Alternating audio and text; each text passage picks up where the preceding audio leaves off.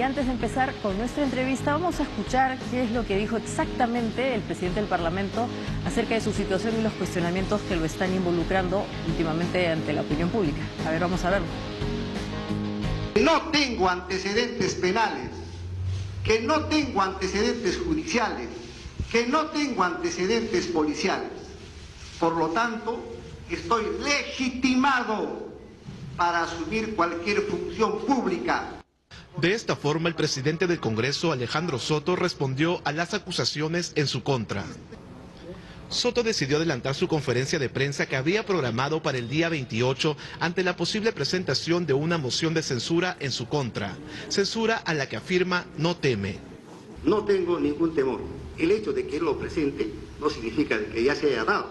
Tiene que reunir las firmas, llevarlo al pleno, debatirse y se verá. Es un derecho parlamentario que lo tenemos todos nosotros. Yo no le temo a la censura. El parlamentario asegura que no tiene 55 denuncias penales y que esa información corresponde a un registro de denuncias donde figura su nombre como abogado. Y con ese poder he formulado denuncias penales a personas naturales y jurídicas, y también han denunciado a las empresas que yo representaba, pero nunca directamente a mi persona. Por eso es que apareció 55 denuncias fiscales, entre comillas. Soto es denunciado por una empresa de Cusco por el presunto delito de estafa genérica en la compra de un terreno. Anula ese contrato. Y tantas veces yo, cuando comenzó este incidente, les dije, como ahora mismo les digo a esta empresa Huayna Picchu, devuélvanme mi terreno, que tienen su dinero a disposición. El presidente del Congreso dejó en claro que no va a renunciar a su cargo. Se conoció que Alejandro Soto presentó un documento dirigido a la Comisión de Ética donde se pone a disposición de este grupo parlamentario para ser investigado y responder a las versiones que se han propalado en los medios de prensa. Muy bien, interesante. Vamos a ver qué sucede con el presidente del Congreso. Igual ahí hay un ánimo justamente de que haya transparencia, pero vamos a entender exactamente en qué situación están esos 50 y tantos casos. Pero otra situación que también nos llama la atención es lo que está pasando con el caso Odebrecht y el financiamiento de la campaña del expresidente Ollanta Humala. Por eso estamos ahora con su abogado, el doctor Wilfredo Pedraza. Buenas noches, doctor. Buenas noches. Y hemos visto estas noticias que vienen desde el Brasil que estarían afectando, al parecer, también el desarrollo de los casos que se están resolviendo aquí en el Perú. Exactamente, ¿cuál es la situación? Si podremos hacer una actualización rápida de la situación. A ver, lo que la justicia brasileña ha resuelto, la Corte Suprema del Brasil, una medida cautelar que nuestro abogado solicitó en el Brasil, pidiendo que los testigos que van a declarar en el Brasil lo hagan respetando la tradición de la jurisprudencia brasileña, es decir, con un control judicial, un juez brasileño controlando la declaración de los testigos. Ya. Esto porque hace 2 meses un juez civil brasileño también, erradamente, autorizó la declaración de los brasileños vía web y sin fijar dónde iban a declarar ni ningún tipo de regla. Entonces nosotros fuimos a la Corte Suprema indicando de que esa decisión contradecía aquella que ya Brasil había adoptado en diciembre del año pasado, señalando que en tanto se trataba de una actuación judicial en el Brasil, producción de prueba en el Brasil, por un tema de soberanía y porque su legislación así lo establecía, esa situación solo podía efectuarse con presencia de un juez del Brasil. Ya. Así que esa fue la situación. La Suprema nos ha dado la razón con una cautelar, el principal se resolverá luego, en el que señala 2 temas centrales. Ya. Uno, que se deja sin efecto la autorización que el juez civil dio hace par de meses. Y en segundo lugar, se limitaba cualquier declaración de un investigado, testigo o colaborador a que no se mencionen ni se desarrolle temas que en el Brasil se han declarado pruebas ilegales. De ellas, los 2 temas relevantes, los sistemas My Way Day y el sistema Droisis, que son, se supone, los sistemas que, a través de los cuales Odebrecht pagaba sobornos. Esa es la esencia de la decisión. Claro, aquí lo que se está cuestionando es que justamente estas bases de datos donde se registraban el ingreso de montos con los que eventualmente se habrían financiado las campañas políticas, en este caso la del señor Ollanta, ha sido descalificado por la justicia del Brasil, porque entiendo no observaba criterios de pericia, ni tampoco se había resguardado esto bajo ciertas lógicas que de alguna manera justamente le den peso como una prueba. Y todo lo que esté relacionado con este tipo de información se descartaría. Por lo tanto, si alguien hace referencia a este tipo de información, se queda justamente anulada porque la justicia del Brasil así lo ha definido. ¿Es así? Es correcto. Digamos que para hacer un poquito de historia, hace año y medio ya, en el caso del actual presidente del Brasil, Lula, un habeas corpus que los abogados de Lula plantean, cuestionando la legalidad de la incorporación de muchas pruebas, entre ellas la de esos dos sistemas. ¿Por qué? Porque la investigación interna acreditó que el famoso juez Moro, con fiscales del equipo de tarea, como los fiscales especiales aquí, pues conversaban, coordinaban para condenar a Lula, reconocieron que habían traído esos sistemas del extranjero en bolsas de mercado, en bolsas de papel, de un modo bastante informal, sin respetar una cadena de custodia, y por tanto, sobre la base de ese diálogo y sobre la base del reconocimiento de cómo se trajo ese sistema, la justicia brasileña dijo, eso es prueba que no puede generar información confiable, no hay una cadena de custodia y por tanto anuló. Es decir, hace un año y medio ya, con un vocal supremo, hoy jubilado, en tiempo del expresidente Bolsonaro, no como algún desinformado dice que este es un tema de Lula y que es político y que... No, en lo absoluto. Este tema fue declarado hace año y medio en el gobierno del Brasil anterior por una Corte Suprema diferente. Por tanto, no tiene nada de política, es un tema de respeto básico a lo que en el mundo se reconoce como preservar correctamente un elemento probatorio a través de una cadena de custodia. A partir de ese año y medio se han ido repitiendo varias decisiones judiciales en el mismo sentido. Hace 10 días apenas en favor del vicepresidente del Ecuador por exactamente lo mismo. Así que la decisión que ha tomado Brasil sobre el caso del señor Humala es probablemente la 7ª u 8ª decisión en la misma línea. Es decir, si allá se ha declarado nula por ilegal, pues obviamente no tendría que tener efectos en ningún otro lugar. Esa es la situación. Ahora, las declaraciones que hagan referencia a esta información siguen la misma suerte. O sea, si son anuladas, las pruebas no son consideradas como válidas, ¿cualquier declaración que haga referencia a ellas también? En principio, mi interpretación personalísima es que sí. Cualquier alusión a esas pruebas también. Es decir, imagínense si en el Brasil detienen a una persona, la torturan y le sacan una declaración de responsabilidad.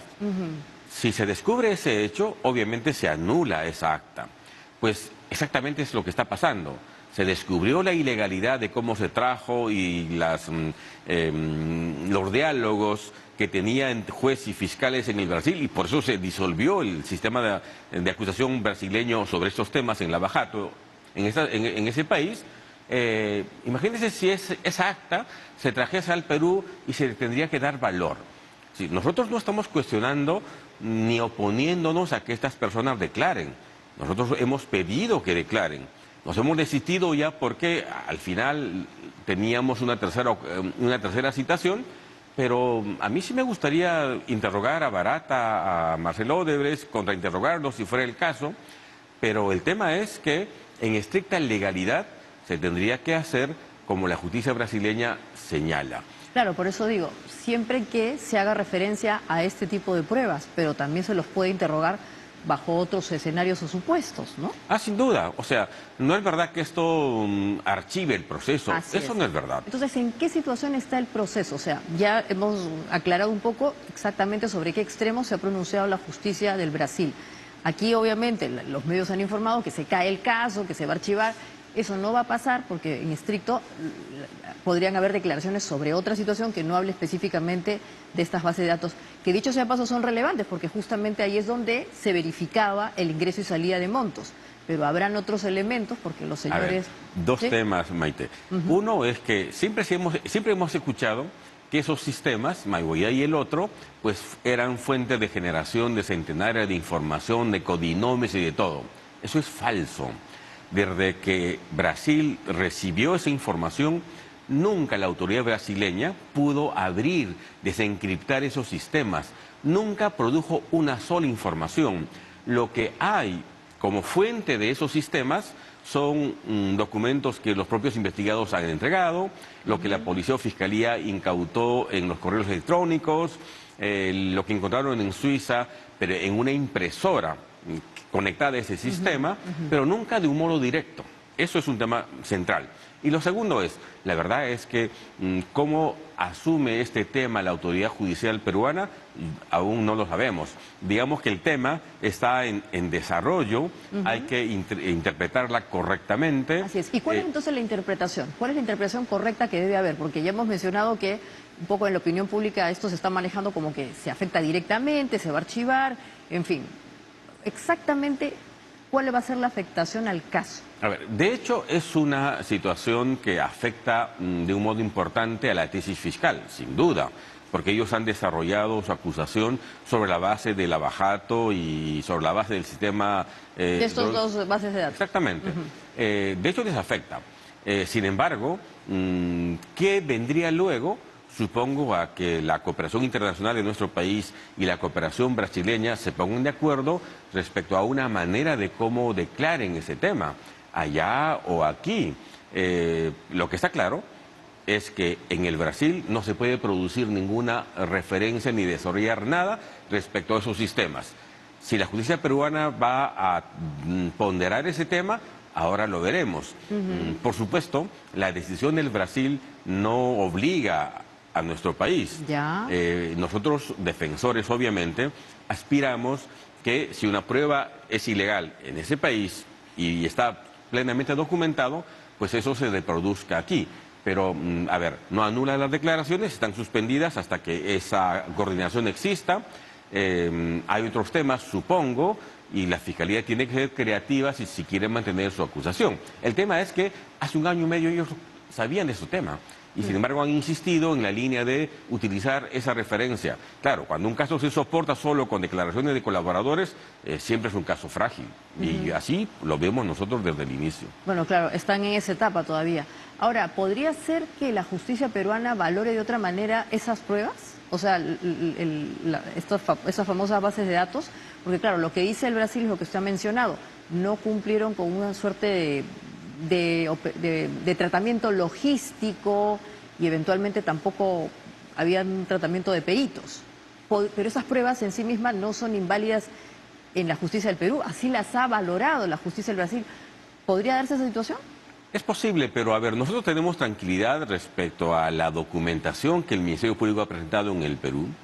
No ha podido probar que el señor Humala o su esposa tenga empresas offshore, no ha podido probar que haya un circuito de dinero, cómo llegó el dinero aquí, si dicen que entregó, eso nunca ha tenido un relato soportado con documentos. Ha aportado información fuera del periodo de investigación, digamos, información, memorándums que aparentemente internamente generaron esos pagos, o esas contribuciones, que son las que salían pero que están fuera de los periodos de investigación, digamos, que no nos preocupen en lo absoluto. La verdad es que la anulación de esa documentación no es que nos beneficie mucho, hay más, diría, un tema simbólico.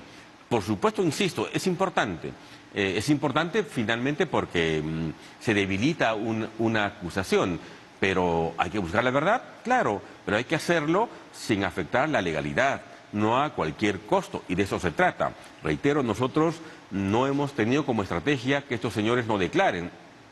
Si la justicia brasileña hubiese aceptado tal cual, y la justicia peruana también, tal cual declaran los testigos en el Brasil, con presencia de los jueces, nada hubiese ocurrido.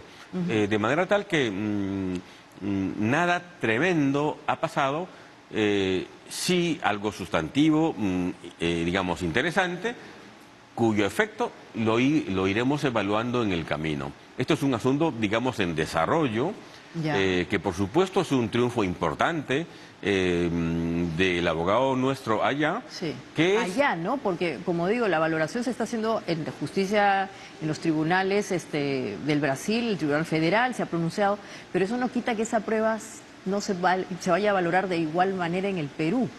Bueno, esa sí será la discusión, Maite, si los jueces peruanos aceptan o no la valoración que los jueces brasileños han efectuado.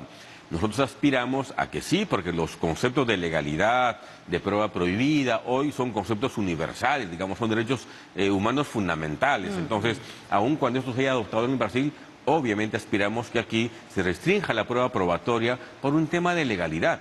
Yo insisto, hay que buscar la verdad, sí, pero no a cualquier costo. Digamos, si allá se torturó, no se puede seguir torturando aquí. Ese es un poco, dicho en un ejemplo gráfico, la situación. Así que las pruebas están, las diligencias están, el proceso viene llevándose a cabo regularmente, tenemos 2 audiencias por semana, con un colegiado, digamos, que conduce correctamente el tema, y esperamos entonces que se siga llevando esto sin ninguna situación en particular.